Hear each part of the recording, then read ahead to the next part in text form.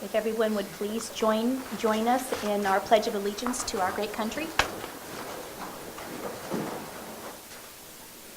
I pledge allegiance to the flag of the United States of America and to the republic for which it stands, one nation, under God, indivisible, with liberty and justice for all.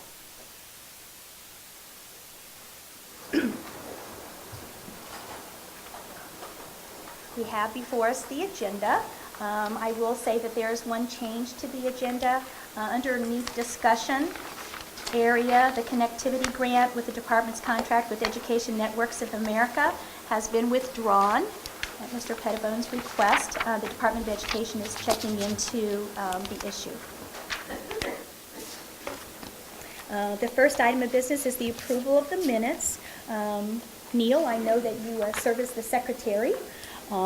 So perhaps you might have changes for us, or if you might recommend to the board for approval? I don't have any changes, having reviewed them, and I do ask for approval from my colleagues. Second. Any more discussion? All those in favor say aye. Aye. All right, the minutes are approved. The next item on the agenda is the statement of the chair. And actually, I have many things to talk about here. First, I'd like to talk about the great opportunity that I had to go to Purdue University just a couple weekends ago to watch the STEM robotics competition. Oh my gosh. That was the most exciting thing that I think I have witnessed, where teams of students from high schools all over were competing and joining alliances with other teams to build their robots. And the robots this year, the competition was to throw frisbees. The robots had to throw frisbees through very small windows of area, and a lot of defense and offense, and it was just amazing to watch these robots in action and all the kids that were involved in making them work. It truly was an exciting thing. It was so exciting that at this regional competition that I was sitting beside someone who's going to was actually managing and setting up the next regional, which is in Terre Haute, which is coming up this Saturday. And I said, "Oh, I'll be glad to come." So I'm going to be there and speak to start the games again and stay for the competition. And I actually can't wait. It was very exciting. So kudos to all the teams in the state of Indiana that were a part of that. And then CTE initiatives. I'm excited and to be working with the governor's office and the governor regarding two big issues with education. One is career and tech education, and we've had several meetings regarding career and tech education, and the Works Council were just passed into law, and I am very excited about the Department of Education actually working with that initiative statewide. And there's just nothing more important than making sure our kids are ready to be productive citizens in the state of Indiana and be part of our economic development. And then School Safety Committee just recently had a meeting with a lot of constituencies at the table talking about school safety. And so the Department of Education is very committed to that initiative and already have many things in place regarding school safety. And so I look forward to having further dialogue on that. Then also, I was going to mention this during our study session today, but two items, but I'm going to go ahead and do them during the regular session as part of my statement from the chair. The first is there's a pretty large committee of nonprofits and public libraries and people that are involved with literacy initiatives and higher education. And we're going to be kicking off a summer initiative to get families reading together. And it's going to be called, I'll show you here, it's going to be called Who's Your Family of Readers? Little play on the word Hoosier.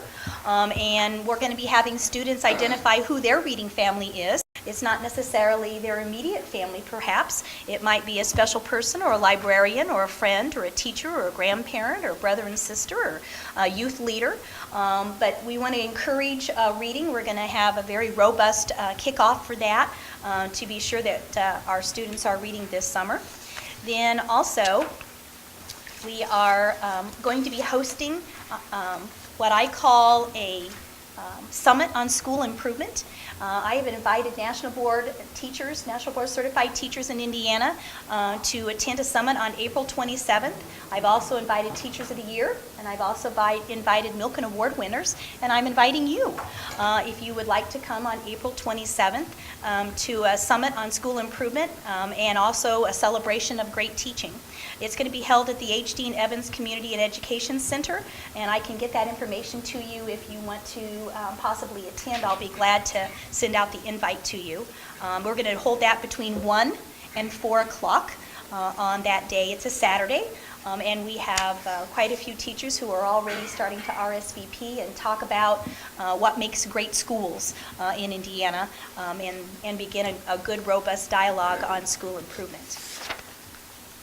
Members, of the next item on the agenda is board member comments and reports, and it was requested at the request of this board, actually, that we have a presentation by the National Association of State Boards of Education, and Ken Willard, I think, is here today to do that presentation. You may. Thank you, Madam Chair. I don't know what to call you. Our state board appoints we hire our executive director or our commissioner, and you all elect yours. No matter what, you can say Superintendent Bruce if you'd like. Very well. Thank you. It's a great privilege for me to be here representing NASB. I got to sit in on a good bit of your study session a little bit ago, and made me feel right at home. I've been on the Kansas State Board of Education. I'm in my 11th year there now. We're all elected, so I'm in the middle of my third term on the State Board of Education there. So I respect and admire the diversity that you have here, because it's very similar to what we have in the state of Kansas. I'm here representing NASB, and you have a couple of very active NASB members in the past on your board who could do just as good a job as I could do, and they probably even would have a PowerPoint to use, but I'm not going to use a PowerPoint because I'm not comfortable with that. But you do have some notes there, I think, to follow along with my presentation. I'm here representing NASB as a past president of NASB, just to say we would love to have you back. Indiana has been a great contributor to NASB over the years, and we lost you about the same time as we lost a few other states who ran into financial difficulties and travel issues and that sort of thing. As a matter of fact, we faced that same kind of issue in Kansas and had a very serious discussion about whether we could stay in NASB. But fortunately, we were able to do so, for which I'm very grateful. NASB was founded in 1958 as a nonprofit organization whose sole existence is to strengthen state boards as a preeminent educational policy-making bodies in the country. State boards are made up of often lay people. You have more professional educators, I think, on this board than we do, but state boards are quite diverse as well. But we believe in the value of lay leadership and citizen leadership of education within the states. NASB promotes excellence in the education of all students. This is part of our mission. Our mission is to advocate equality of access of educational opportunity and assure continued citizen support of public education. Values of NASB are we value the citizen's voice, as I've already said, the democratic process of checks and balances, equity and equality, equal opportunity to high education, of high education for all kids, partnerships and collaboration, and nonpartisan representation in the discussion of issues. I don't know what your preconcept. How many of you have been involved in NASB events in the past? Oh, a good many of you. Great. Yeah, you have a couple of new members, right? Relatively new members who have not. I don't know what everyone else's perception was, but when I first came onto the state board in Kansas, my perception was that NASB, since it came from Washington, D.C., or existed in Washington, D.C., that it was probably a pretty liberal, maybe think tank or organization. And I was a little bit leery about involvement with it. But I went to a new member institute and had a great experience there. And immediately after that was got involved in a study group.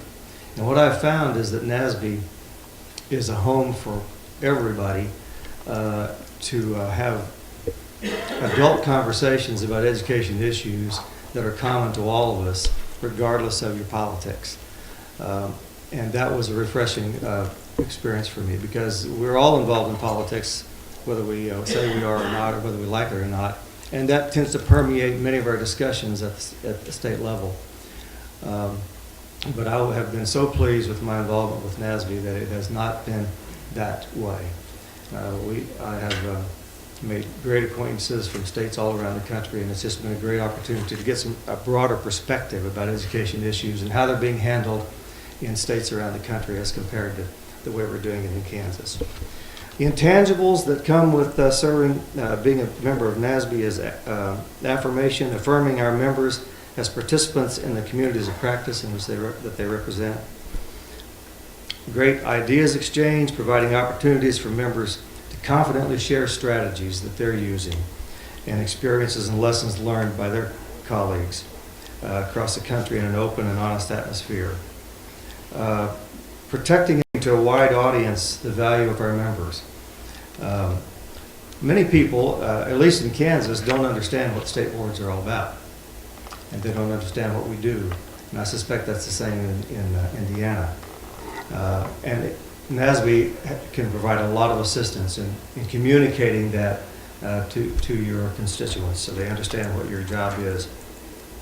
NASB actually kind of serves as a conscience, providing a collective conscience for professional and civic duties that we perform as state board members.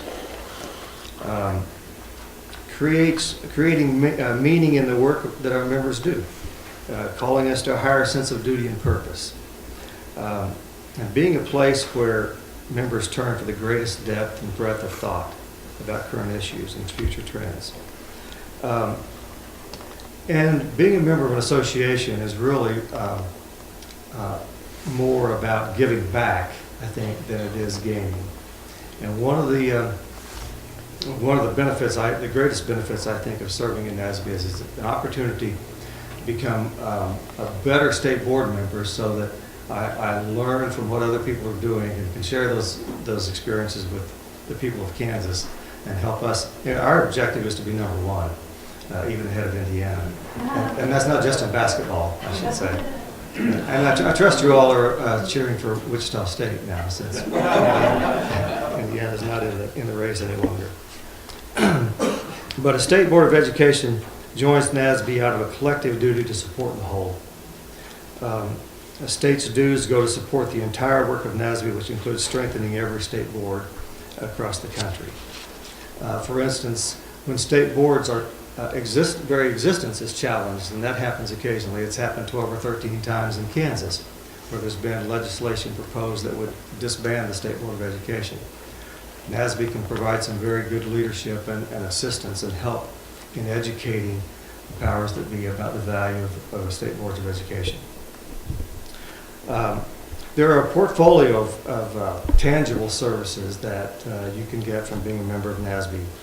At a state board's request, NASB can work with key in-state people to conduct needs assessments, environmental scans, goal-setting processes, etc. A number of convenings that NASB puts on. One is the new State Board Member Institute for new state board members. NASB will pay for 2 members, the registration fee for 2 members to go to the Institute. That Institute this year is held in July, the 26th and 27th, and it's immediately followed this year by the annual conference. So if a person could spare the time and stay there from 26th through the 30th, you could attend the New Member Institute as well as the annual conference. There's an annual legislative conference in Washington, D.C. in March.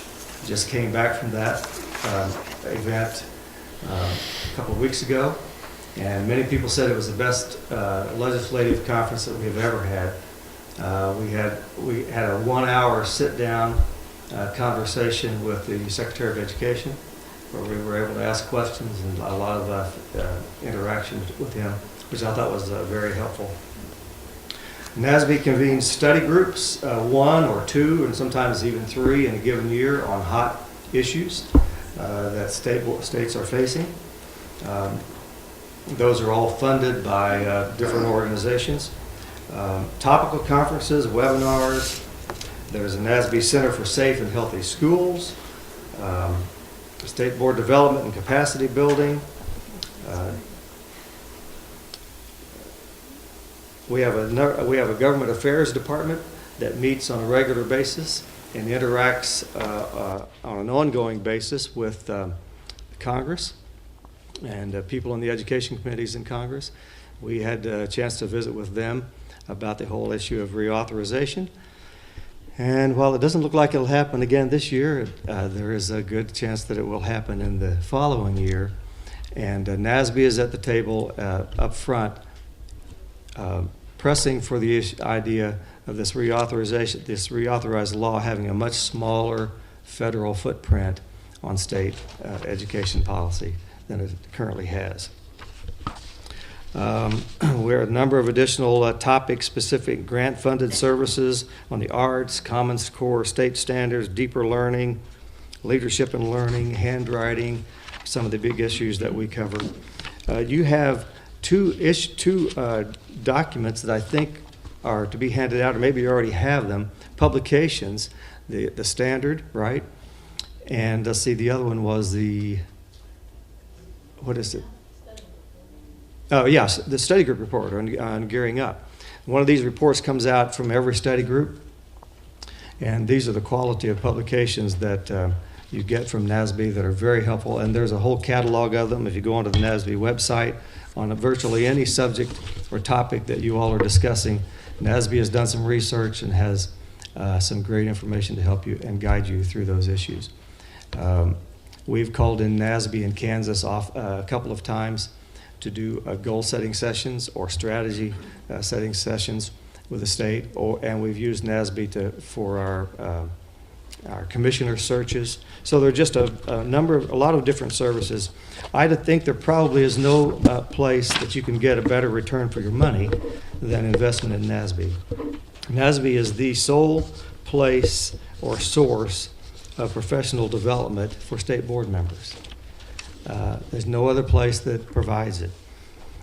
In 2012, our treasurer put together a little study and showing that in 2012, member dues were $861,000, a little over that for the year, but the organization spent $1.8 million to provide services back to its members. So for every dollar in dues invested in dues, there was a $2.19 return. That's a pretty good return. So I told Becky that I would have a very brief presentation. I think NASB is a great organization. We miss having Indiana there at the table, and we would love to have you back. And I would just like to know from you what I can do to help you make that decision. And I'd be happy to stand for any questions. If you have questions, I'll answer them or artfully dodge them. So, yes. Any questions? What's the annual dues for the state? Your annual dues, I asked about that and got that information just this morning. Let's see if I can find it. The annual dues are $31,847. However, as a new member coming in, and you would be considered a new member, although you would be coming back, we can offer you a 20% discount on that first year, which would make $25,478 the annual dues. How do your board members in Kansas manage, obviously the key to any kind of group or association like this, especially on the education side, is taking advantage of all of these opportunities. And I know that quite a bit of it is electronic now, but you still hold lots of meetings, and that's very important in terms of interacting with other states. But how do your board members find the time, and that also then adds to the cost, I assume. So how do you deal with that? How many do all of your members go, or do you select people to go to different meetings? No, Kansas has been very involved, and I have served as, for instance, on a study group and then as a president of the organization, and I'm currently on the board. Kansas pays for in the state of Kansas, we get paid for the day that we work, okay? So when I'm here, for instance, yeah, it's not that much, but You're elected. we're elected, right. So for the days that I go to NASB, I get that day of salary, and then they will pay my travel and my lodging expenses there. So we have an allotment. Each of our state board members has an allotment of travel money that we can use throughout the year, and whatever we use just comes off of that allotment. And when we run out of money, we run out of money. So. So do you mind, I hope it's not rude, but do you mind telling me what your allotment is, or roughly? I don't have to be the exact number. Well, it's not the same for every board member, and because it has to do with our elected responsibilities to the state board. So, for instance, But on that, so just do the average. What's the average? Couple $1,000? no, it's more than that. I believe that it's in the $4,000 range, $4,500 range. I really honestly can't tell you. Mine is a bit more than that because I'm elected to the board as a liaison between the state board and the legislature and the governor's office.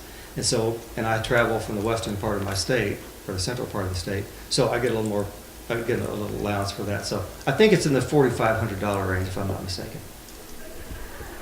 Do the dues include travel?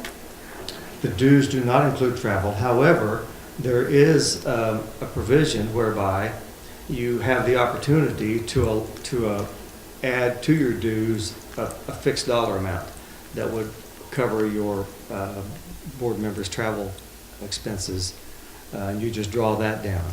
And we've done that in the past in Kansas. We would make an allotment that we thought would maybe cover us for a couple of years, and then we would send board members who could, as long as that money was available, and board members who wanted to go, as long as that money was available, and just draw down that account.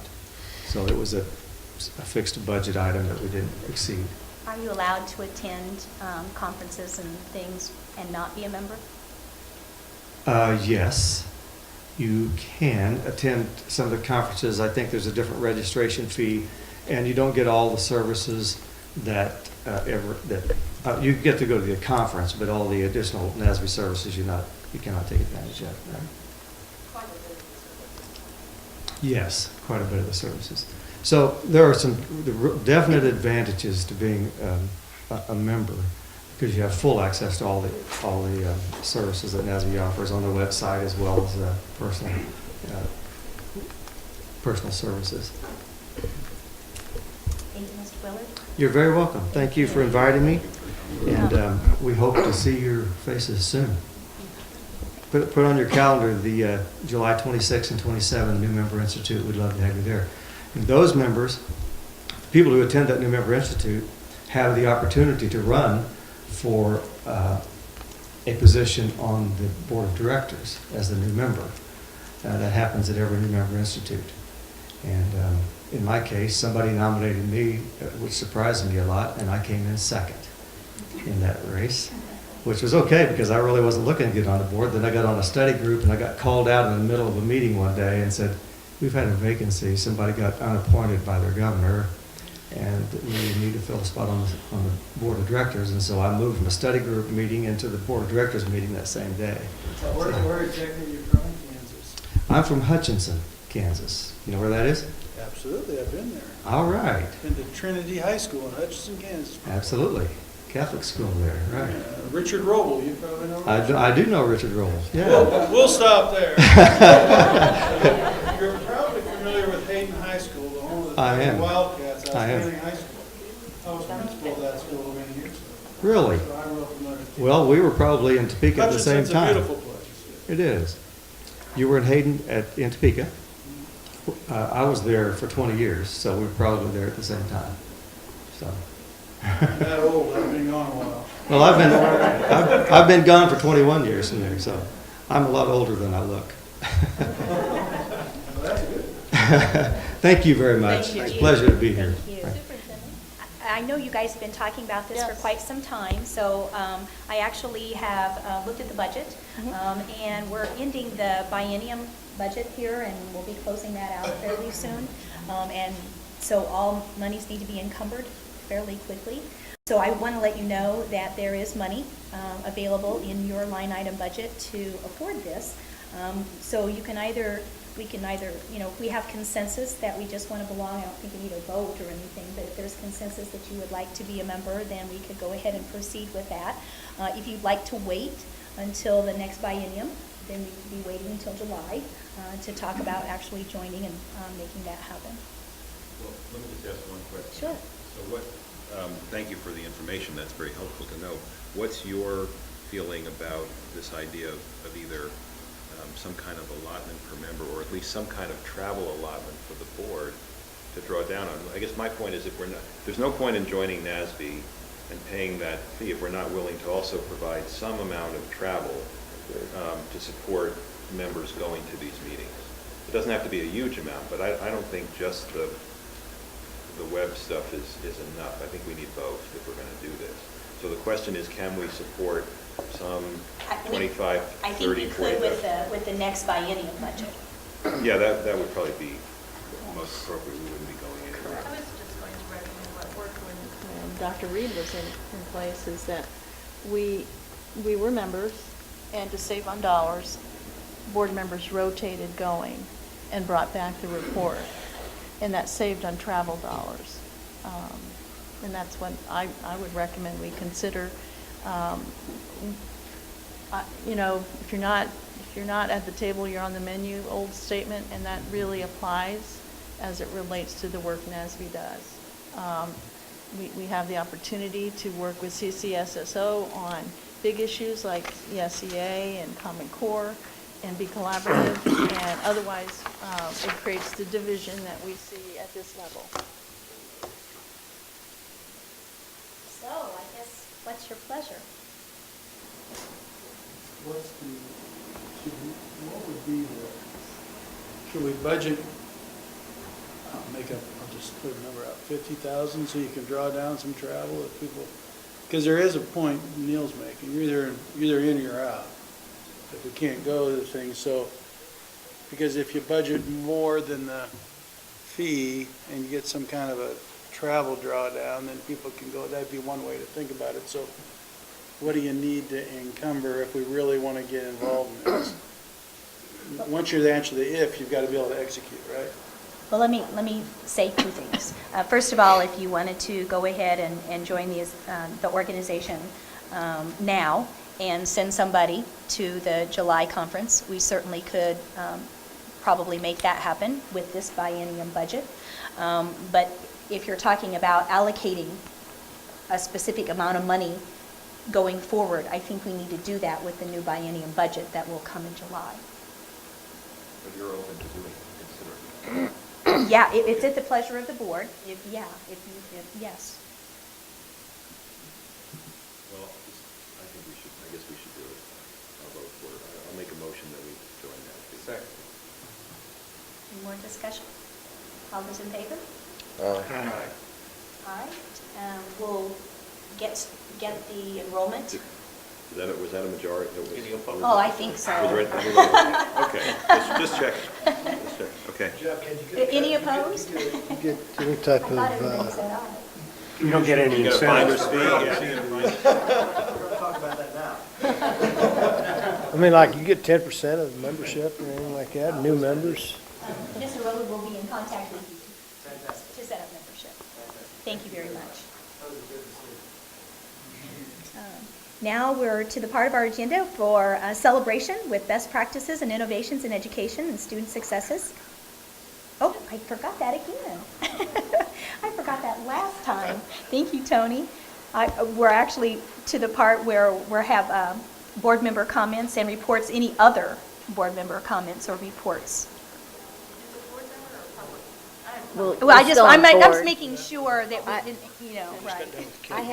I was going to mention, I had the opportunity early in March to attend one of the day sessions for the core standard setting for the new teacher evaluation systems, the new standard setting for the testing. And Pearson was kind enough to let me attend for a morning and participate as a teacher, as an educator, and along with several hundred other educators who were there. And then they were going to have additionally several hundred educators over a course of 8 days, setting the standards. And it's just a very interesting process. But what is very impressive is the number of Indiana teachers that are involved in setting standards and going over assessments and looking at tests, and just, I appreciate that they're including teachers from across the state. When you talk to people, where are you from, what do you do, what do you teach?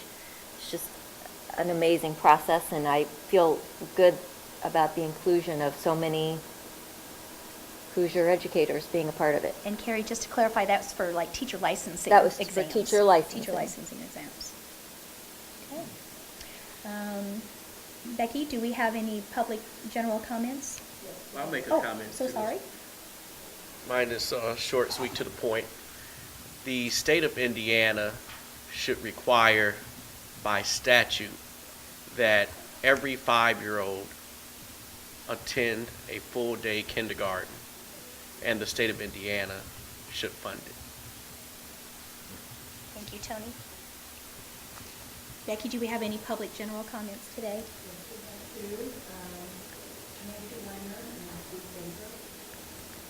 All right, Nancy?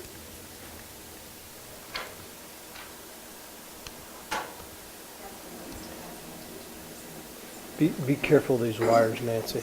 Oh, You- okay. Okay? Yeah, I was gonna say, everybody trips on them. Is yours in there? Oh, they're in order.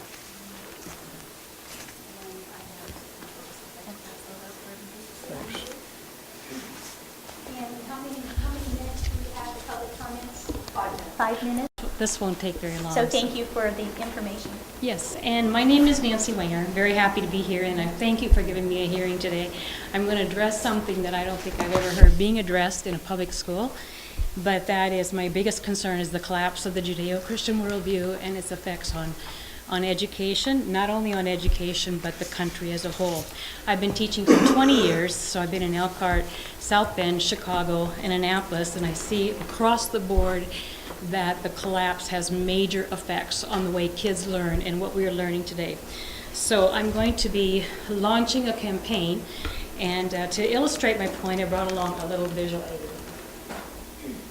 I am a gardener, and in the spring of the year, I go out and I put this over my peony plant.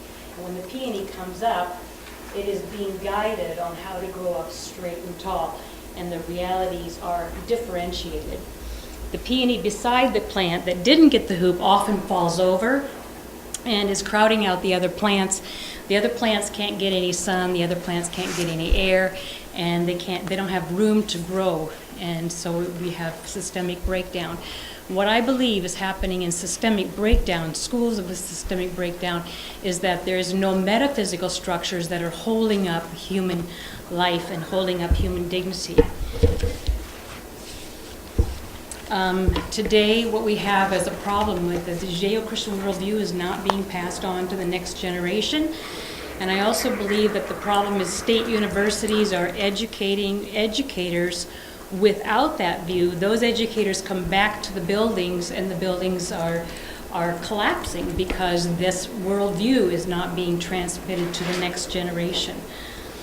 When a child grows up within a Judeo-Christian worldview, actually he or she understands that God exists, that there is a transcendence to culture, that God has spoken, and that there is right and wrong, and that God is, history is linear, that there's a beginning and that there is an end, and then after death there's the immortality of the soul, and in fact people have to give an account for their life. That view is being very much challenged all across the country today.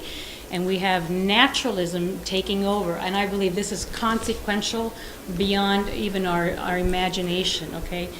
So I'm submitting today that on naturalism, if the natural world is all that there is, then I believe that it taints everything about how we see reality.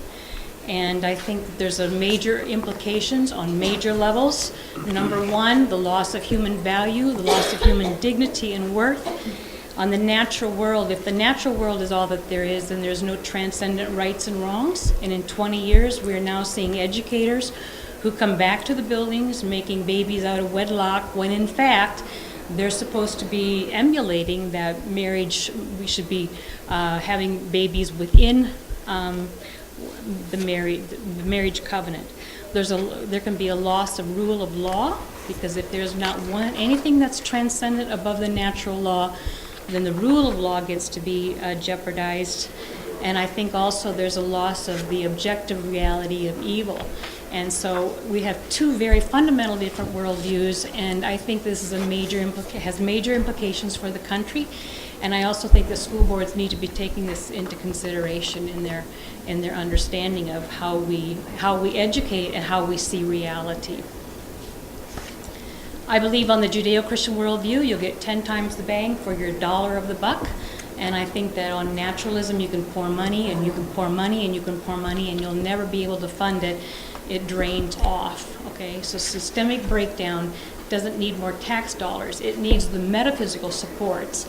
And that's why I am probably launching a bit of a campaign here. I believe that if America doesn't want to become a police state, I think that the best option is for churches to begin to educate, or having education under the auspices of the churches. All right, and so I'll be pushing that, and I'll be making some noise about that, because I believe that it's very critical for children, the individual child, as well as the country itself. Thank you for giving me a hearing, and I appreciate everything you all do for Indiana public education. I've got my email address on there for you, and if you have any questions, we have a study group that we're studying worldviews, and I think these are very consequential. I'd love to hear from each one of you. Thank you so much. Thank you, Ms. Baker. Yeah. Becky, who is our next speaker? Mr. Baker?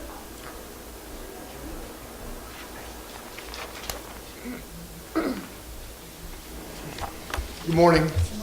Thank you for that discussion. That was a good discussion during the work session. Appreciate that as an educator and listening to what the state board discusses. A lot of important topics are being discussed, and I understand that as an educator, as a principal. What I want to just bring up to you again today, I brought up a few months ago, and which is not a major point of emphasis in the legislature or here, and that's okay. But I just would really like to talk about it up front, because I think once this is established and implemented, it'll be very hard to change in the future. So I do want to talk to you about the second count day and the financial distribution that is attached to it. Personally, Steve Baker is okay with the second count day. I'm okay with that. Count in the fall, count in the spring. We'll educate who's there, take the funding. We understand that. I'm okay with that. The one thing that I'm concerned about is what you have in front of you on the paper. This comes from the DOE ME. We just filled this out throughout Indiana. We've filled and sent it into the DOE. This year, financial distribution is not assigned to the second count day. Starting next year, it is proposed that financial distribution will be assigned on the first day and the second count day. So here's my concern, and I start it for you. Note, students who graduate mid-year will not be counted as part of the February membership count. That may not be a big deal. It's one sentence, may not be a big deal. Bluffton High School, Bluffton, Indiana, very small school district, 1,450 students. It will cost us as much as $100,000 a year. Here's the kicker.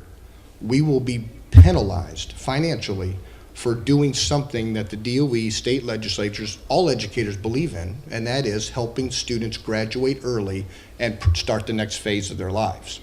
So there's this message of, we are told as high schools, help students graduate early. Even Governor Daniels had the scholarship, which I was part of on the Governor's Roundtable. Graduate at the end of your junior year, you get a scholarship to start college early. That's great.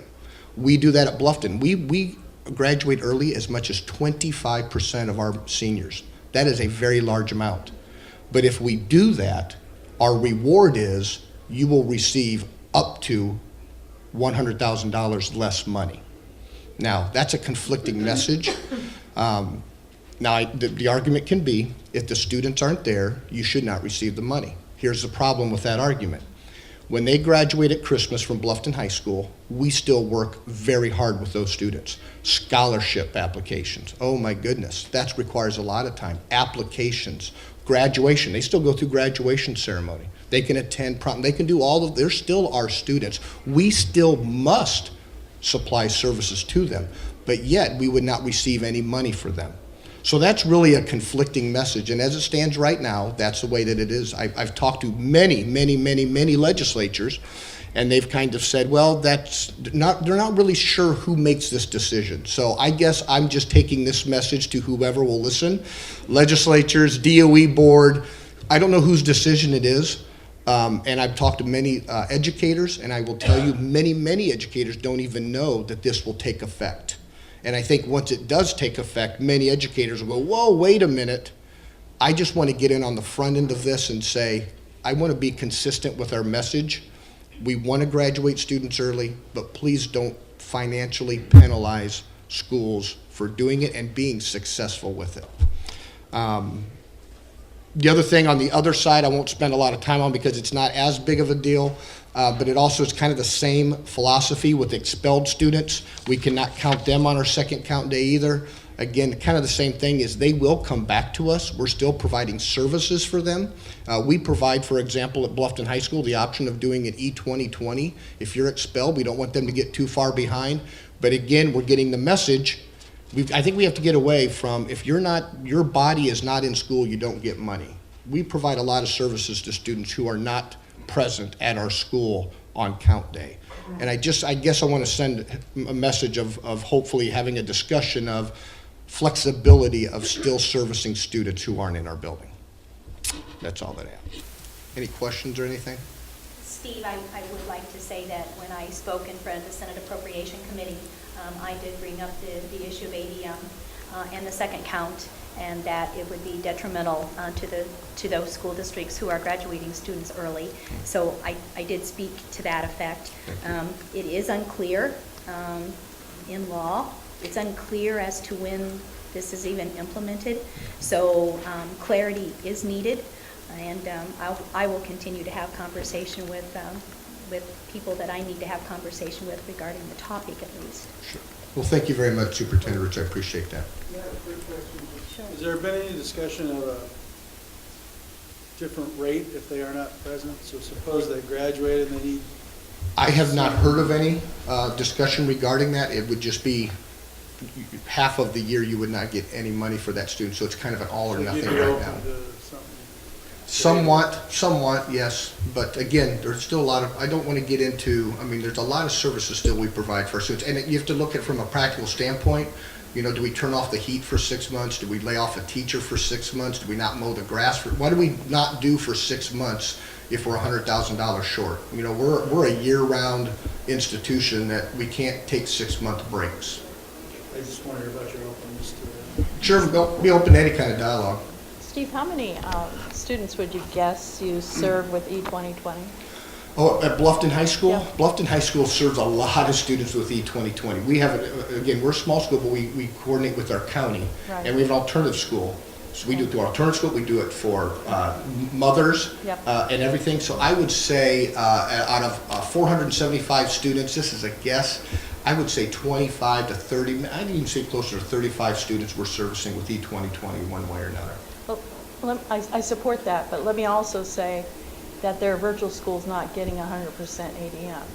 So we've got to have some consistency in terms of equity on providing blended and virtual learning. Sure. I support 100% equity on the base foundation. So that means base foundation. It doesn't mean travel, buildings. And so you are already getting, just for the record, you are getting 100% or asking for 100% for those 25 students, while another virtual learning community is getting 87%. Correct. So, I totally understand. okay. Out of curiosity, if you plan your budget, I mean, you obviously know you've got a regular number of kids who are going to graduate early. I assume you plan Yes. your budget on the assumption that you're not going to get those funds. We do not, because as Superintendent Rich said, nothing, it's very unclear. Right now, we are getting funding for the students all year long. So we do not create a budget based upon, we are uncertain as to what that will look like. Right now, the funding you can't count them in 2013. It is being proposed in 2013-14, next school year, that will be a financial impact. We don't know that for sure, and we don't know how much, so no, we are not, right. So we cannot adjust our budget accordingly yet.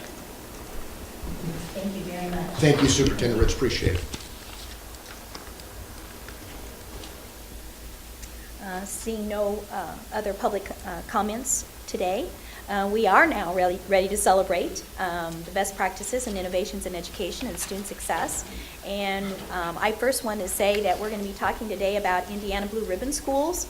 And in the most recent awarding at the national level for Blue Ribbon Schools, we have Douglas MacArthur Elementary School from Cedar Lake in Indiana, Ferdinand Elementary School in Ferdinand, LaSalle Intermediate Academy in South Bend, New Palestine High School in New Palestine, Northview Elementary School in Rezo, Smoky Row Elementary in Carmel, Webster Elementary School in Plymouth, and Yorktown High School in Yorktown. And I am very pleased today to introduce to you members of the New Palestine High School and to talk to us about their school and their process for becoming a national Blue Ribbon School. Thank you very much for coming. Thank you very much for having us. We're very honored to be here today. My name is Keith Fessler. I'm the principal of New Palestine High School. I'd like to first introduce the people that I brought with me. To my left here is Mr. Miles Herkamp. He's our assistant principal. He's been a long time, I tease him about how long, member of the staff of New Palestine High School, and has been involved in a whole lot of the things that we're going to talk about today. So he's just a great resource to have around.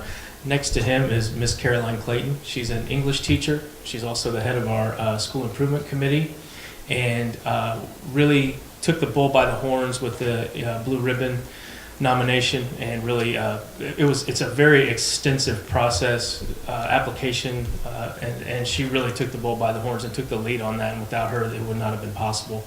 And then to her left is Mrs. Lori Rigsby.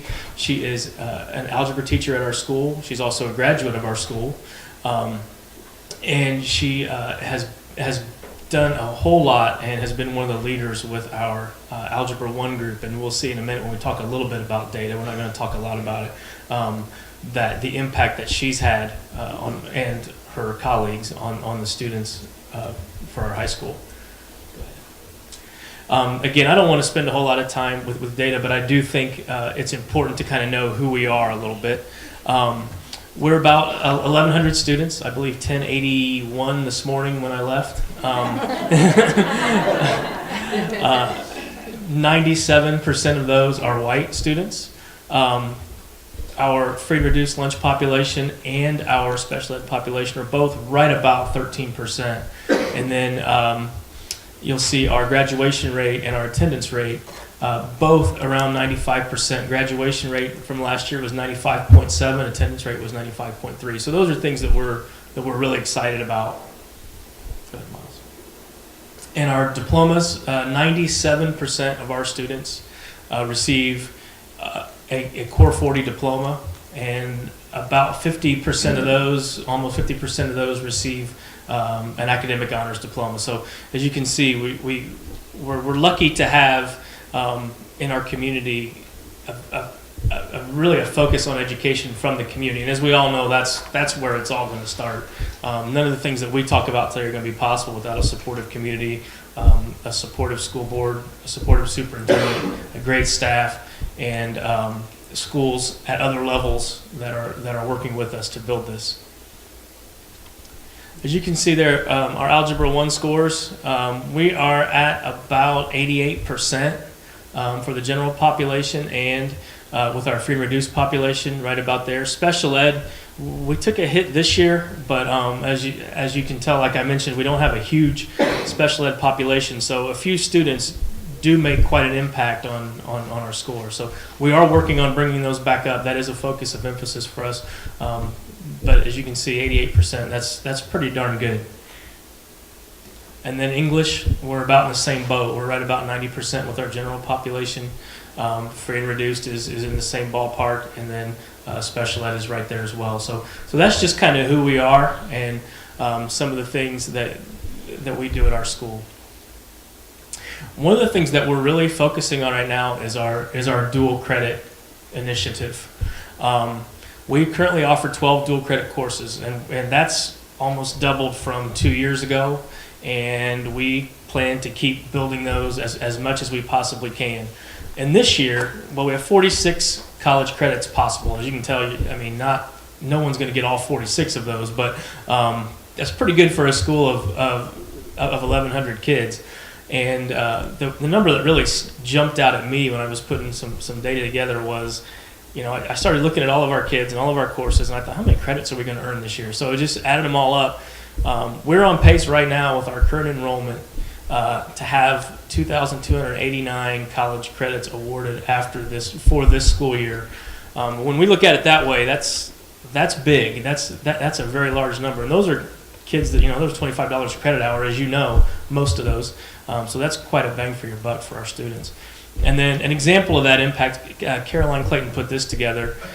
We started dual credit composition in 2002.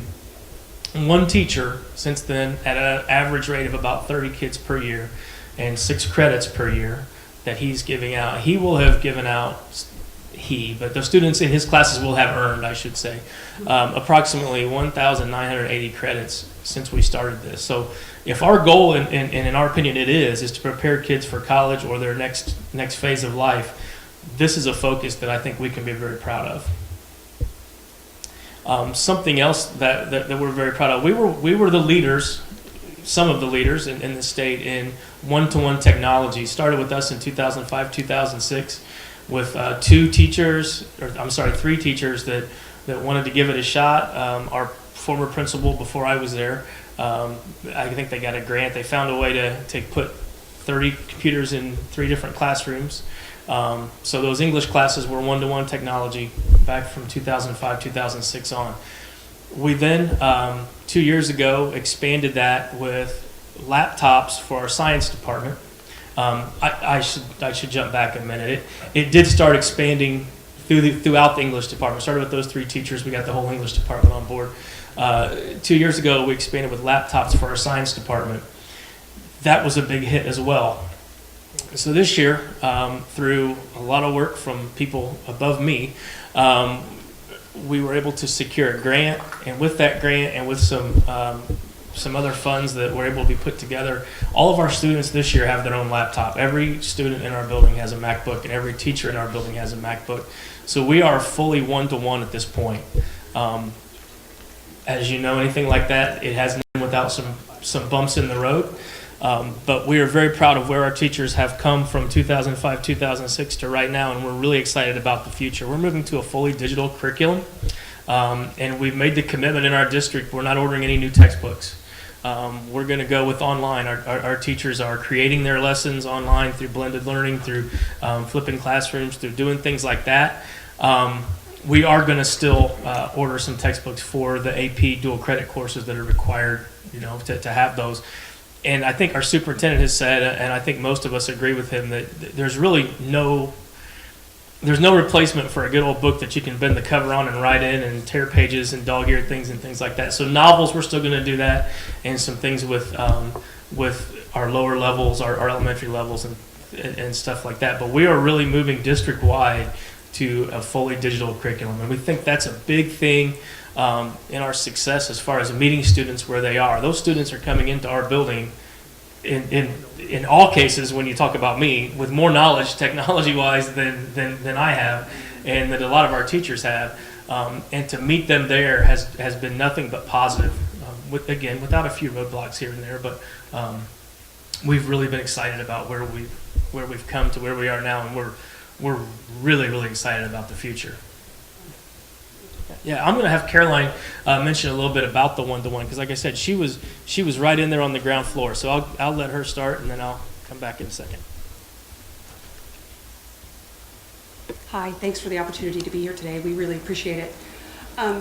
2 other teachers and I started with the one-to-one technology in 2005, and we had desks moved in, furniture put in that would hold the monitors, that had the glass top, and the monitors were big monsters, and we had Linux machines, and you have these gigantic high school kids like this come in and they don't fit under the desk, they're bumping into stuff, but we had some issues.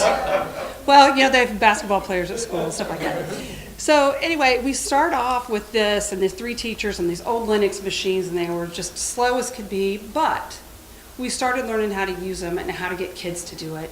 And we had the Gateway software, the Moodle software, so we can post stuff on the internet. So I had a kid whose family adopted a child from China, and he was able to do his classwork when he could get internet access when he was with his family. And that, in 2006 and 2007, we thought that was really pretty cool and pretty advanced. Over time, we learned a lot of stuff. It wasn't just the computer and having the computer, and it was really important that people understood that. It wasn't just having the machine, that you had to know how to use it and what it could do for you and how to manage it. And that was a lot of what we were doing. Because I look here and you have all different kinds of computers, right? And our students are conversant now on 2 platforms. They have MacBooks and they're good at MacBooks, but they're also good at the Windows machines and they can operate a PC. And that I think is a really valuable skill. But also when you look at a freshman computer, he's got in his documents SA1, SA2, SA3, homework 1. They don't name files, they don't organize things. So one of the things that we learned to do was to teach kids how to organize themselves, to teach them how to use a computer as a way to learn and a way to manage what they were learning. But the conversation I have over and over again with parents, I teach senior English, so I don't meet a lot of parents. They don't come in for their seniors, they come in for their freshmen. So I meet a lot of senior parents, and I always ask them, what are you going to buy your kid for graduation? And the answer is, without fail, a laptop. Well, if you're going to give your kid this $1,000 machine, what do you want that kid to do with it? Right? Do we want to play the first-person shooter games all day? Or are we going to use it as a learning tool and teach ourselves how to organize ourselves, how to use it to make progress to where we're going? And I think that's really critical. It's been a big part of what we've done. It's not just having the computer, because the computer's nifty. We all like the computer. And they all learn how to play video games, and they figure out the firewalls and all that. But we want to do is teach them how to use it as a tool, right? How do you use that online book? How do you organize yourselves? How do you take notes? How do you share? We were standing in the back of the room watching people and watching their computers. And what they're doing, they're using Google Docs. They're updating their Facebook and Twitter status. And it didn't look like personal stuff. It looked like stuff associated with work. They were getting connected and finding out what was going on. There might have been a little bracket checking too. I don't know. But I think that what we've been doing with the one-to-one technology has been really significant and really powerful. And we've made a huge difference for a lot of students in access to that. So I want to reiterate my support for that and how I think that that has been a large key and a huge help in what we've done. So if you have any questions about one-to-one or computers, I'm here to answer that. And one of the things that we felt as a high school administration and our district level administration felt the same way is when we're going to hand these kids a computer, then we need to talk a little bit about being responsible with that computer. And I don't just mean not leaving it in the sun or leaving it in your car or something like that. I mean, we need to talk about internet safety. We need to talk about what's a good website, what's not a good website for reference. So we had a whole lot of things that we worked through with that too that really kind of, we hadn't thought of at first, but we learned real quickly this is something we really better work on because we have a responsibility to do that. This is something that I feel like really makes our school unique. It's our electronic portfolio and our senior exit interview process. This has grown, it started before me, and the way it started was with a broad-based committee of community members, teachers, a lot of people were involved, and we sat down, it was before me, so they sat down, and they came up with what are our expected results, what do we want to see of a graduate from our district.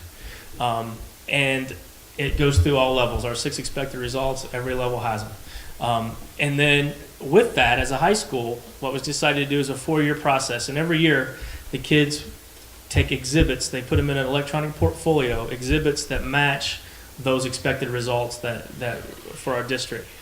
In the fall of their senior year, we have an exit interview, a senior exit interview, and that involves those kids will come in and they'll present their best exhibit, their showcase exhibit.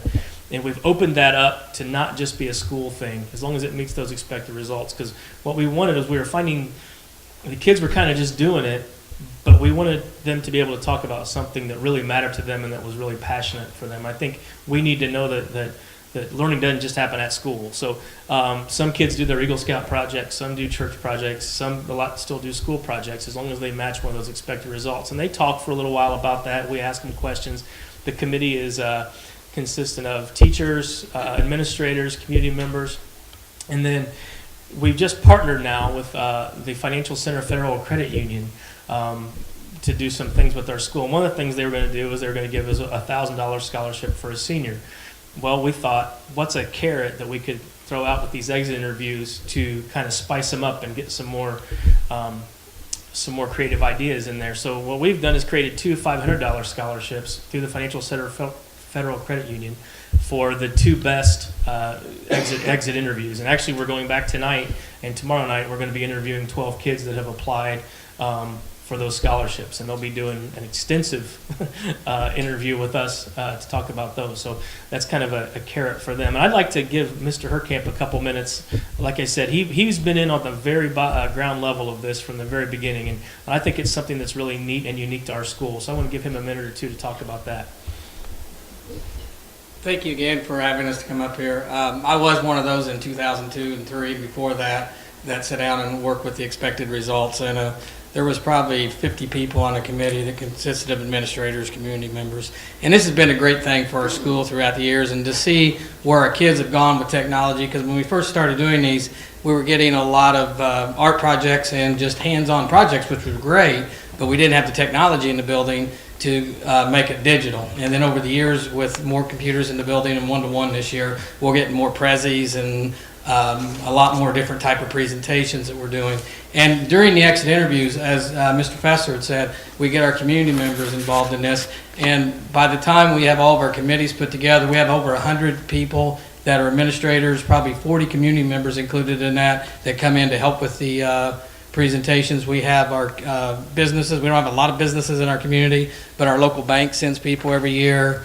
There's 3 or 4 local banks that send people, and we have 1 person or 2 people that have been on the interviewing process from the beginning in 2003, and their kids have graduated 4 and 5 years ago, and they're still coming back to work with these. But we think it's a great thing. We had some growing pains this year going to all Macs because the kids have done a lot of work on the PCs. Not everything transferred over as easily as we thought they would, but they've adjusted real well. And this is probably one of the best years we've seen with the projects, and we would love for, if there's any opportunity for you to come out. We spend a day, and we have about 80% of our kids from year to year that do the exit interviews. We kind of put a carrot in front of them because we work with some things they can get extra if they do them. But we have about 80% of the kids that do present them each year. And every year they just get better and better. Mr. Fesser and I sit in about 20 or 25 of these every year, and I'm amazed at what our kids, and it's not just our kids, it's the high school kids in the state, and our community gets very involved in this. Thank you very much. So I did put my information up here, not to promote myself in any way, but but really, we are more than happy to have anyone come out. We feel like we have a great thing going at our school, and one of the things that we need to do, that I need to do as a principal, is market that more to on the statewide level, and every chance we get, we want to talk about it. So we're more than happy to have people come out and visit us. Anybody, we'd love to set something up. I did forget to introduce Mrs. Rigsby, and I looked at her and asked her, and she had, with fear in her eyes, she said, "That's just fine, don't worry about it." So if anyone has any questions at all, we'd be happy to answer them right now. Well, first of all, I think we need to give a round of applause for the great things you do. Thank you very much. Palestine High School certainly is putting forth the effort as a model, for high schools in Indiana. And I do want to thank you all for coming here and doing presentations. Do we have any comments or questions from the board? To what do you attribute the 10% spike in honors diplomas from over 1 year? I think I think it's been a concerted effort on our part, and our counseling department, and our administrative department, and our teachers to look at those kids that maybe only needed, hey, you only need a class or two. Why not go this route? And I think also with the growth of our dual credit, the growth of opportunities to get that. Great. I love your innovation. I'd love to see it flipped. Maybe you do a small segment, put it on your website. Sure. Because I don't think everybody understands how Thank you. how beneficial flipped it can be for classroom discussion. Yeah. I mean, it's just awesome. Thank you. Yeah, our teachers that have experimented with that have found great success, and we're still in the preliminary stages of doing that. But the kids seem to love it because they can watch the lecture on anything they want. They can watch it on their iPhone or whatever they want. It's another way of meeting them where they are. But then they show up ready to have conversation. Right. Yeah. I taught English for 9 years at a middle school level, and I always said, I won't really be teaching English the way I need to be until everybody has a laptop. So that we can edit and really talk about writing in depth. So it's exciting, and we need to be sure that all of our schools have access to technology and hardware. So that's a goal of mine, to be able to have equal access in the state of Indiana for all kids. Thank you very much. Thank you very much for having us. Thank you.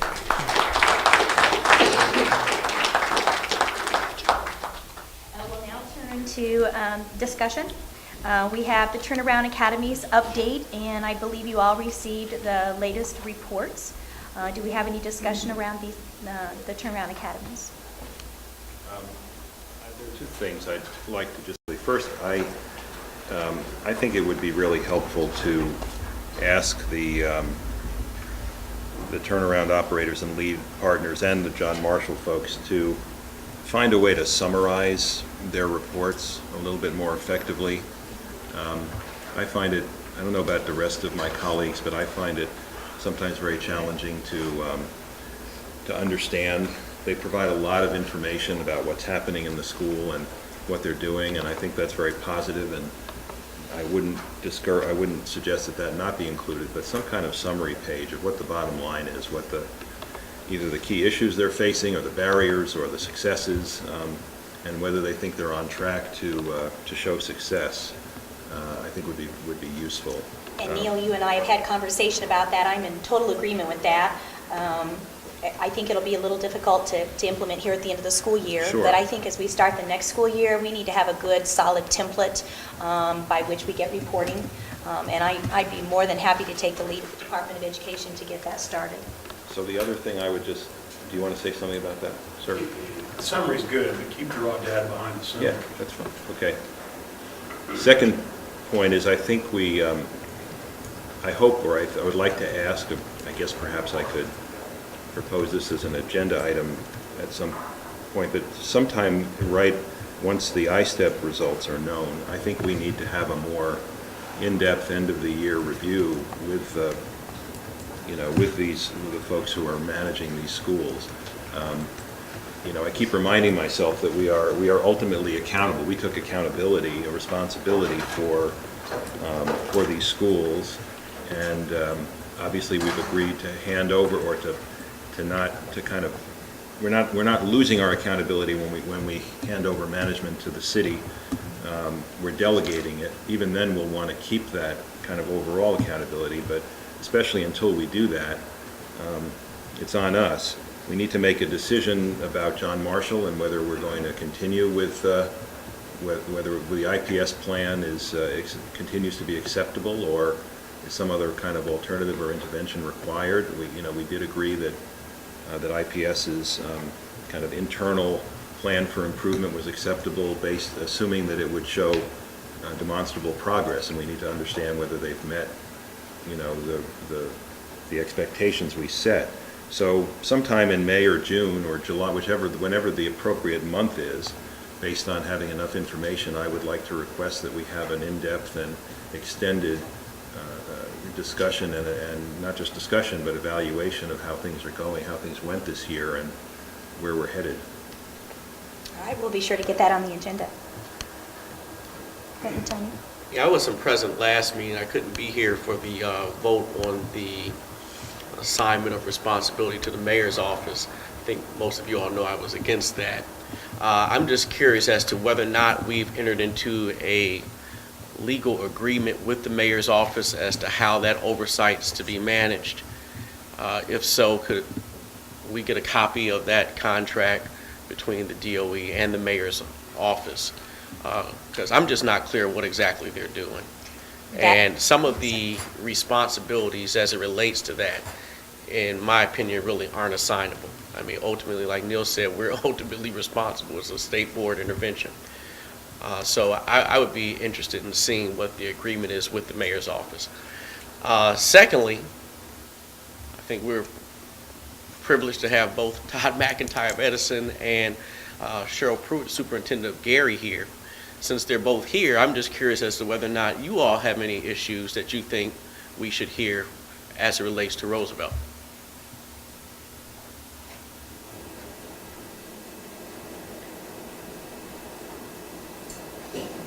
Good afternoon. I am Dr. Cheryl Pruitt, Superintendent of Gary Community School Corporation. The work in which we're doing with Edison Learning has been difficult because there was not an agreement with the school corporation, and we never had the opportunity to sit down and really discuss what that contract would look like and who would do what when.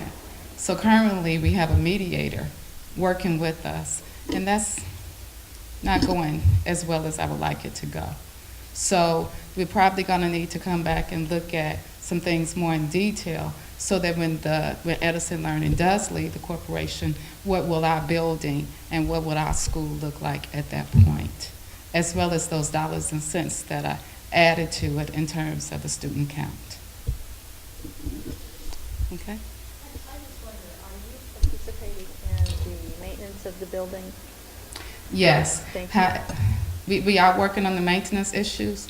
However, there's a difference between operations and maintenance. Right. If you don't operate the building properly, then that becomes maintenance issues. So are you honoring your original 3-year CPF plan and building into that building the original dollars you had anticipated to improve it? Yes, from what we originally did, but we also need to take into consideration that our tax revenue that we get there is a very small percentage. We get very small. Right. As well as right now, we have some additional dollars that will be taken away. But to answer your question, yes. Is it $1.25 per 100 still? Off the top of my head, I don't know. However, we only get 40% of our taxes. And some of those are being taken away from us as well. So in terms of what we're doing at that building in relationship to the other buildings, it's at the same level. We currently do have an employee that is an employee of the Gary Community School Corporation that is at Roosevelt right now, in which we are compensating that individual because of the maintenance or weather operation issues. So I guess a simpler question is there equal distribution on maintenance and upkeep and the CPF? Yes. Okay, thank you. Okay. Thank you very much. Thank you.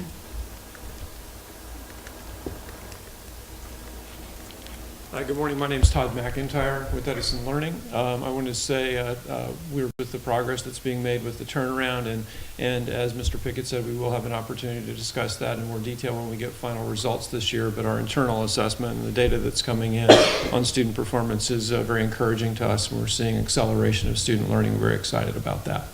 I want to thank the department for making an effort to bring the school corporation and Edison Learning together in a mediation around a shared services agreement. We have not had, despite many, many efforts over many months, we have not been able to conclude a shared services agreement. This is particularly important in the area of transportation and building maintenance. And because of that, you know that we were in court a couple of times over a number of issues over the last several months. Craig Hartzer and the department have been very good about bringing the parties together and been supportive of mediation. We've had 2 mediation sessions, and I think we should, my opinion is we should leave that in the sessions and discuss those issues there as we are making progress. But if you have questions, I'd be happy to try to answer those. Thank you. Any more comments regarding Turnaround Academy? The next topic of discussion is Early Learning Foundations to Indiana Academic Standards for Young Children. Dana Jones is going to be talking to you about our early learning standards. I want to provide for the board information regarding early learning. First of all, at some point, there's going to be federal dollars available at the federal level to match dollars with the state of Indiana regarding early learning initiatives. And I want the state of Indiana to be poised to be able to accept those dollars at some point. The first piece that we need to put in place is actually having formal standards. And Dana's going to explain to you that we have had standards in the state of Indiana for several years, and they were updated just recently last year. But I do want to bring those before you at a later board meeting, maybe even as early as May, to just formalize the standards so that we have school districts that are already doing preschool programs, and we want to be sure that we're implementing the standards. So with that, I'm going to let Dana go ahead and present. Thank you. Yes, I was asked by Superintendent Ritz to share information with you regarding our early learning standards. And really, they started back in 2001, so that's a long time ago. But it came about because of No Child Left Behind that mandated that all states develop an early learning framework to guide early childhood educators in understanding and implementing classroom practices that facilitate learning of essential skills and knowledge young children require to be prepared for kindergarten. So that was the whole goal of that. So that is when they came to Indiana. Of course, we have to do what we're told to do, right? So that's what we do. Let's see. In the foundations to the Indiana Academic Standards for Young Children, birth to age 5, because we could not come up with an acronym for that, we call them the foundations. We're really great with acronyms. So they were developed in 2002 with content for children from 3 to 5 years old, and were later revised in 2004 and 2006 to include content for children from birth to age 3. Individuals with expertise in each specialized area from Indiana were engaged to develop these documents, which are based on the latest national research and findings. There's more information on who participated on my next slide. In 2012, the revision for the foundations was necessary because of modifications to the ISTAR-KR assessment instrument, the standardization of that ISTAR-KR, and the updates to the Indiana Academic Standards in 2007, and of course the adoption of the Indiana Common Core Standards in 2010. The ISTAR-KR is the Indiana Standards Tool for Assessment Reporting, Kindergarten Readiness. We did come up with that acronym. It is our hope that with this current revision, the foundations, Indiana's early childhood system will demonstrate strong alignment with the ISTAR-KR assessment instrument, the foundations itself, the Indiana Common Core for English Language Arts and Mathematics, and the Indiana Academic Standards for all our other subjects. When I began at the department, only 8 private programs were using the assessment instrument of the ISTAR-KR, but through a 2-person marketing campaign of Sally Reed Crawford and myself, we now have 125 private preschool programs utilizing this developmentally appropriate assessment. In addition, all developmental preschools with children 3 to 5 years old that have an IEP use the ISTAR-KR and the foundations. Recently, some school districts began using the ISTAR-KR with incoming kindergarten students to assess them within the first month of classes. The ISTAR-KR holds the kindergarten standards so that kindergarten teachers can see where students are at the beginning of the school year. It is recommended that this observational assessment is done at least 2 times per year, although it can be used as often as children want. Some teachers want to do it more often, they can do sections of it more often, it's really up to them, but at least at the beginning and the end of the school year. At the heart of the effort to promote quality early childhood experiences for all, the foundations have been developed to support adults that work with children from birth to age 5. So as you can see on the slide, there were quite a few different agencies and organizations that were part of this process. They used a group of people at the very beginning. They were called back when they added the birth to age 3 section, and then I attempted to get them all back last year, but some had moved on to other things, so we brought in other specialists from throughout the state.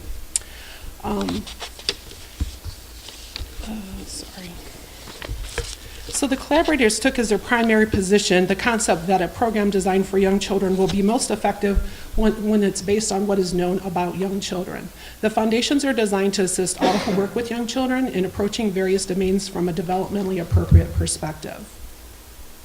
The foundations provide information on working with children that are English learners and children with special needs or developmental delays. Strategies, research, and adaptations are provided along with a glossary of terms that teachers may encounter in working with these populations.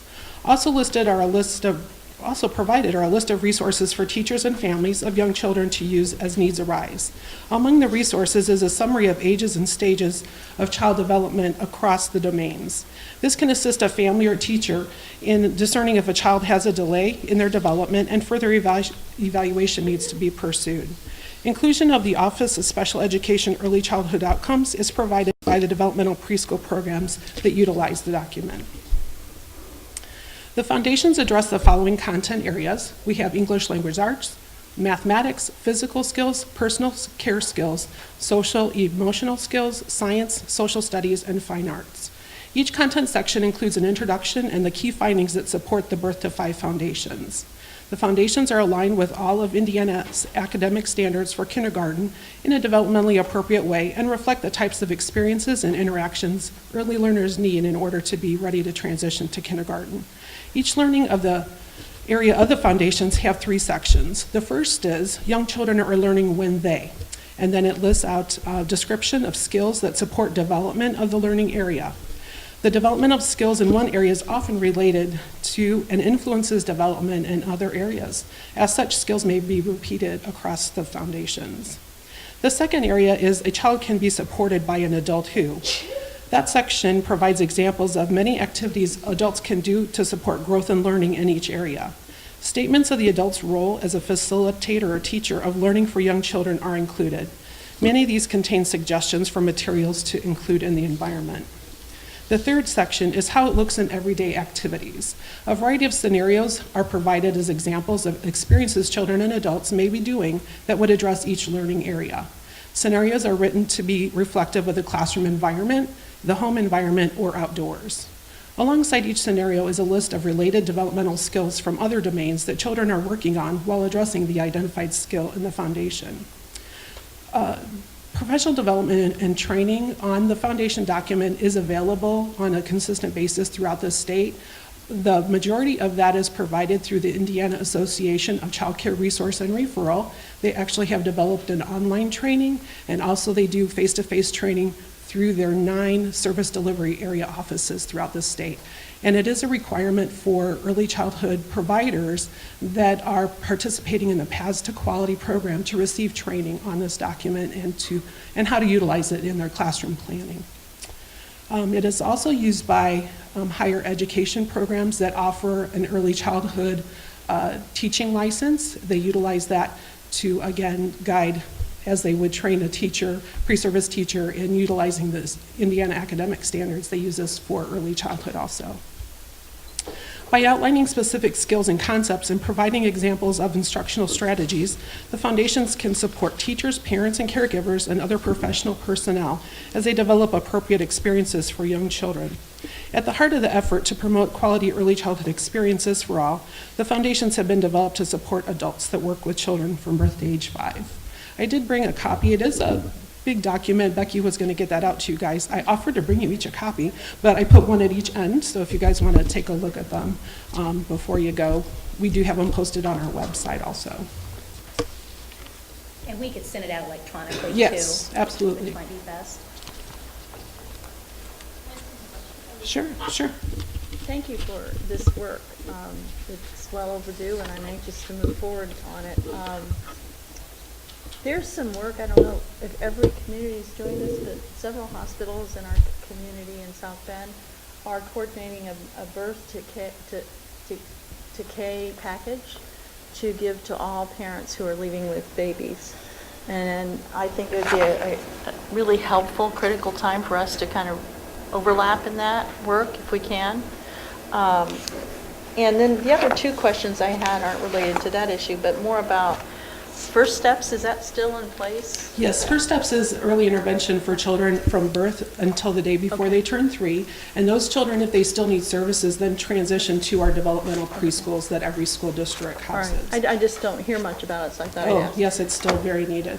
And then High Scope, and I asked about High Scope because our community went through a huge effort to improve Head Start learning using High Scope. And I can tell you, having seen and visited the results, it's not working. How are we involved, or are we involved will we be involved on the Head Start front as it relates to this work? It depends on how things come down. If they choose to fund all early learning programs, whatever we hear for universal preschool, if they do it as all Head Start, Indiana does not invest any state dollars in Head Start whatsoever. So we I collaborate with Head Start, and they are well aware of the foundations. They all have copies in their classrooms that have been provided, but we don't really have any oversight of Head Start programs whatsoever. Right, and they got a 3-year grant for $5 million, and that's frustrating watching the lack of results. Right. Yeah, and unfortunately, they have a long history, but they have not tracked their results. So that's a big loophole in Head Start that you will hear about nationally. Any other questions? Thank you very much. Thank you. Thank you. We are now ready for the consent agenda. You have 3 items. And so do we have a motion to approve the consent agenda? Before we do that, I want to express some, and I apologize for the late intervention. I'm still learning how to do these things. I have one concern about the meetings and procedures that we've discussed previously. Can I raise that, or do you, or? Sure. We've been, the Department of Education has been collaborating with the governor's office to develop the procedures. Correct. And so I recognize that I tread into murky waters, therefore, but on page 2, agenda preparation and dissemination, I'm just a little concerned about the sentence that says, items that require a board resolution or vote must be submitted to the state board administrator at least 10 business days before a board meeting. And here's my concern. Normally, or in the general course of things, did you find that? I don't want to rush you. Yeah, I'm looking at it. So normally, for 99% of the time, or 98, that's fine. I can think of several examples, although I couldn't articulate them specifically, of times when in the course of discussions during our meetings, I and other board members the discussion has led to the desire to create a motion and to ask the board to take a position or an opinion. So I'm worried about the fact that according to these rules, if such a thing were to happen in the future, I would have to, or not just me, but any of us would have to stop and say, okay, we can't ask for a motion because there hasn't been 10 business days and blah, blah, blah. So I'm wondering if there's some way that some kind of caveat can be added, either by stipulating that if a certain number of board members agree to a vote on a resolution, that's okay, or if there's some way of saying if the resolution is raised in the context of the discussion that the board is having, I don't know, or if people feel strongly that we just have to stick to this. But I have a concern, and I just want to raise it before we vote on these procedures. In a former life, I was on the city council in Evansville, Boy, you really are a glutton. I was just going to say yours. And agreed that things like this they're not frequent, but they do happen. And what we did was a supermajority. If the supermajority of the board agreed that this was something that needed to be done, then it worked. And if not, then it couldn't pass. Well, theoretically, we just did that with Nancy, so I would agree. Absolutely. You know, And that's right. So I think that's what he's talking about, yeah. Yeah, that's what I was thinking. And I'm not sure this wasn't reflecting like a formal board resolution. I'm not sure that this sentence isn't really talking about something that's actually a resolution coming from the board, as opposed to, putting an item on the agenda or voting, to belong to NASB. But since there's not clarification, we can take that off the consent agenda today, and then I can work with the governor's office. Andrew, you may. Please. Thank you, Superintendent. I apologize, Neil and I talked about this briefly just before the meeting, and I encouraged him to go ahead and raise that concern. And I think, given the discussions that have been occurring between our offices, which we certainly appreciate your collaboration on these procedures, I'd be deferential to your feelings on that 10-day rule if you would rather wait and discuss that a little bit more. But from our perspective, we would not have any issue about inserting a caveat in there saying if it's the will of the board to take a vote on without the 10-day notice, then that would be acceptable from our perspective. So. Since this is under a consent agenda, I would prefer to have the real language that we're actually going to approve. So if you don't mind, we could put it on the May agenda, and have dialogue then in the interim. So. Sure.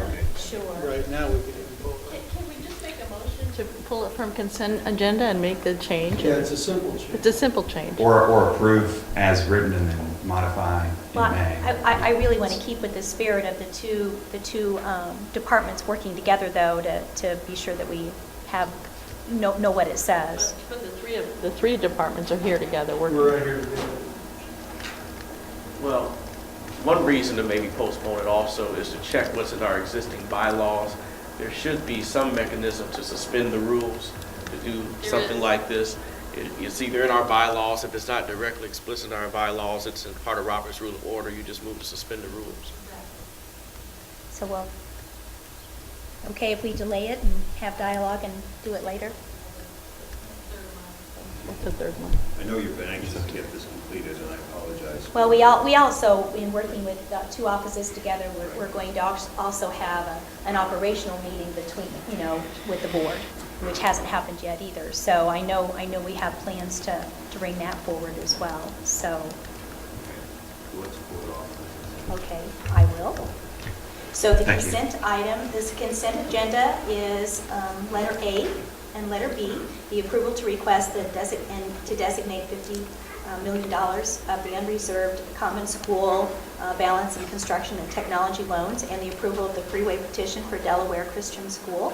So moved. Second? Second. There's no need for a roll call. All of those in favor say aye. Aye. Those opposed? Okay, the consent agenda is approved. I routinely ask it for years, on the backside, if you could give us a written report on how the money's actually spent. Oh, on item number A? What kind of technology do people actually use Okay. loans to buy? Is that something you've received in the past and I just don't know? They've asked for every year. Huh? It's an annual request.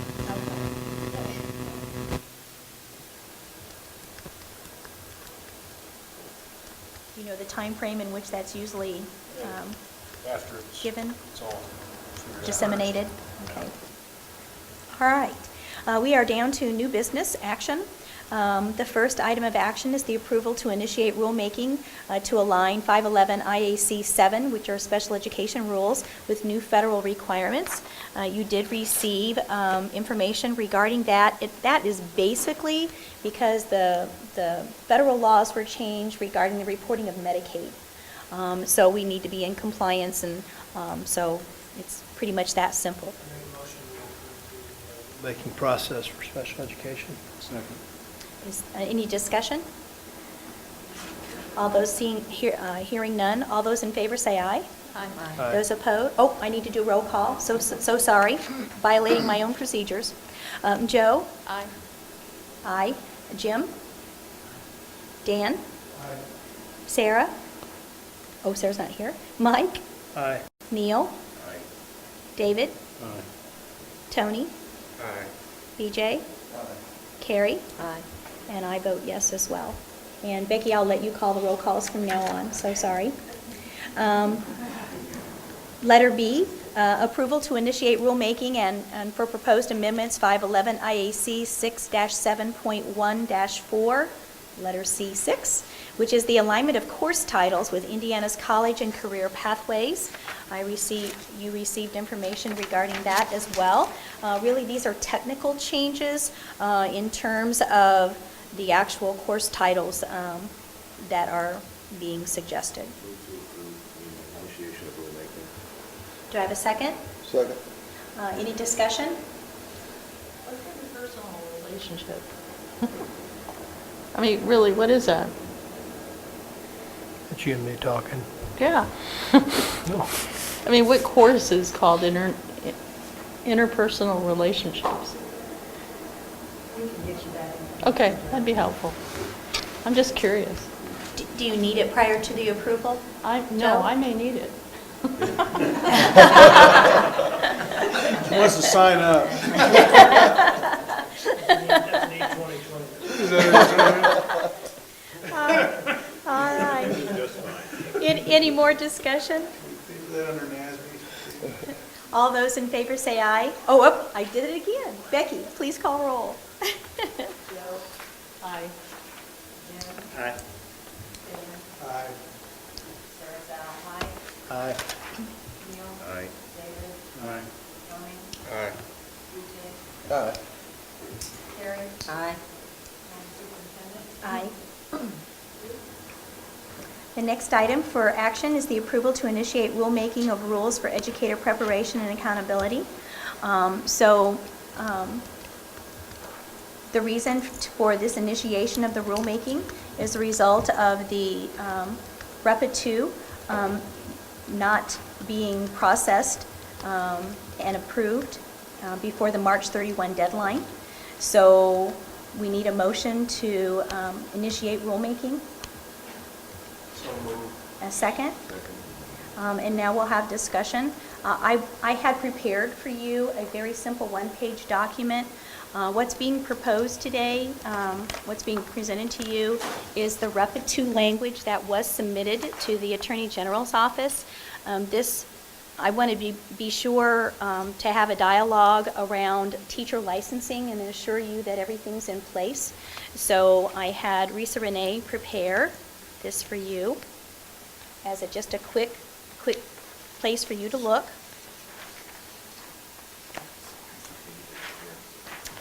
I had Risa prepare a conceptual page for you. Everything on the left-hand column of REPA, which was passed in 2010 and is currently sitting in 515 rule, is actually over on the left-hand side. And you can see by the note at the bottom that we are not at full implementation of REPA 1 currently, but it will begin in earnest in the fall. I want to assure all members of this committee that you have, that everything is in place. All the Pearson tests are being developed. As Carrie said, she participated in some of those. Everything is on target to be implemented. There's nothing that will, with the repromulgation of this rule, does not change anything that's already in progress. So I just wanted to make sure that you understood that. So on the left-hand side, you've got all the pieces that are currently in place and have been in place and are currently operating and will continue. And on the right-hand side, I just wanted to be sure that you knew that there were no pieces of this to be implemented that were going to deter from the current pieces that are in place, so that you're well aware of that. Proposed for rulemaking today is the language that was submitted to AG on REPA 2. I will tell you that is not my preference. my preference was to bring to you actual REPA language, which is represented on the left-hand side of this. I believe we needed to have given REPA a chance to be fully initiated and implemented and see how that works out. But before you today, and so I'm going to let you know ahead of time that I will be voting no on the initiation using the language that's before you. But I am bringing that to you because of the process for the REPA 2 that was